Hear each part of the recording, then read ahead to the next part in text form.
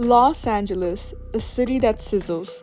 From tacos in Boyle Heights to Korean barbecue in Koreatown, sushi in Little Tokyo to pupusas on Pico, LA is layered with flavor. But what if we told you the ground beneath all the food is just as flavorful, geologically speaking? Yep, just beneath your feet is a rocky history millions of years in the making. Elysian Park, only a couple miles from downtown at the very eastern end of the Santa Monica Mountains. Raised hills of greenery tower above the clusters of neighborhoods surrounding it, but beneath our feet, a story continues to be written in the stone and the soil. Folds and distortions in the rock, an active fault moving tectonic plates, our recent history, mass wasting, and human impacts on such activities are just some of the forces that help shape the landscape of not just these very hills next to the Dodger Stadium, but all along Southern California. The Santa Monica Mountains range is considered quite young because it began forming around 20 million years ago during the Miocene epoch era. An interesting fact about the Miocene epoch is that there were a couple of mountain ranges and regions that were previously submerged deep underwater, which now are part of the Appalachians, the coastal regions of California such as the Santa Monicas, and the Florida platform, which includes parts of modern-day Florida such as the Florida Peninsula, the Florida Keys, and the Florida Escarpment.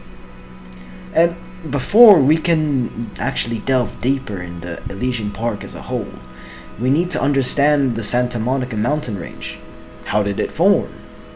We know that the Pacific Plate moves northwest against the North American Plate. This is the larger fault, being the San Andreas.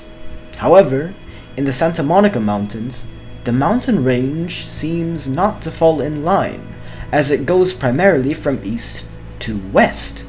How could this be? Well, we could look at the larger San Andreas Fault for answers as to why the Santa Monica Mountains, and thus Elysian Park, had formed. See that turn in the fault?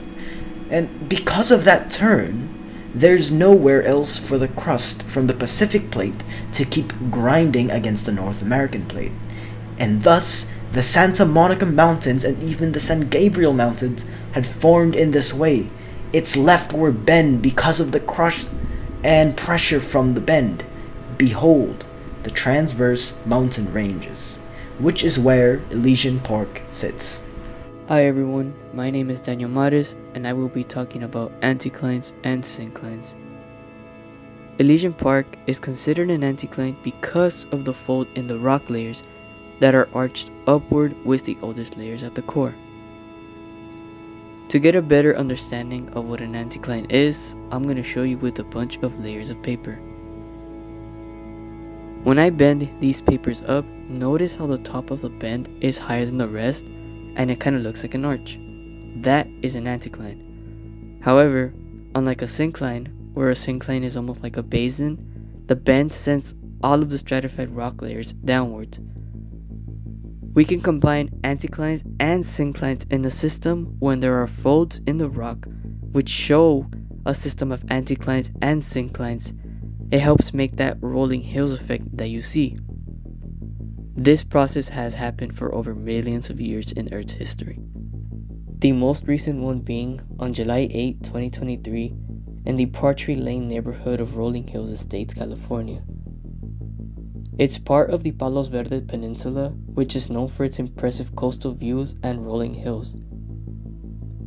Before that incident occurred, there had already been heavy rainfall earlier that year during the winter, which then became a major factor along with the reduced vegetation that weakened the slope.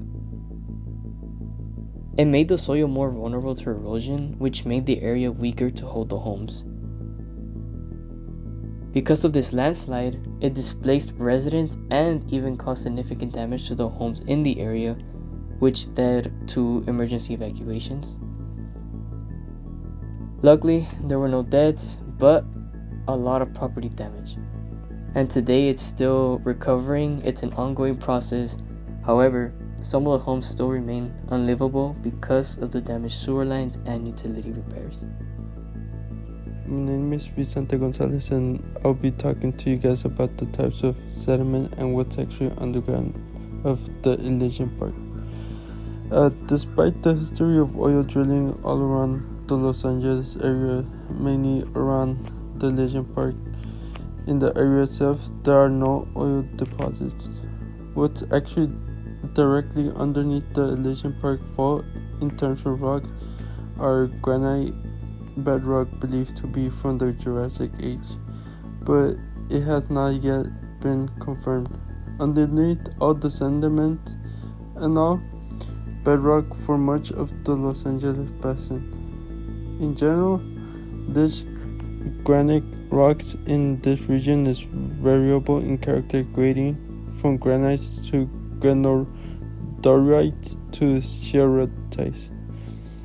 Iron staining as the result of hydration of hematite, and many have come from the granite rock or from overlying sediments. Some of the unconformities in Elysian Park are, the geological history of the Elysian Park Silver Lake District began the intrusion of granite bedrock with subsequent erosion exposing the bedrock to the surface. The following, the unconformable deposition of Topanga Formation of Middle Miocene age over the low Miocene sediments and probably over some of the granite bedrock.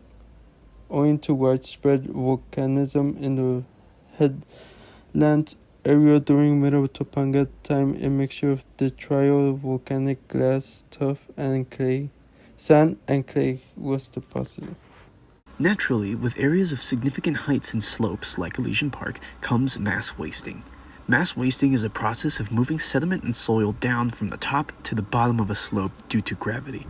It is unlike erosion, which is caused by outside factors like wind, rain, water, and such. Looking around, you'll notice that there's greenery and plants everywhere, but it's not just for show. It actually stabilizes the land and helps prevent mass wasting. When the roots of plants embed into the sediment, they grip it, holding the land together. When it rains, the vegetation helps to absorb and redirect water underground, further preventing mass wasting.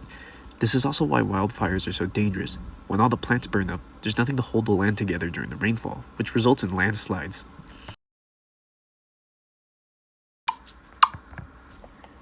Another factor in preventing mass wasting is the human aspect. Structures such as terraces and retaining walls keep the mass of earth from tumbling down.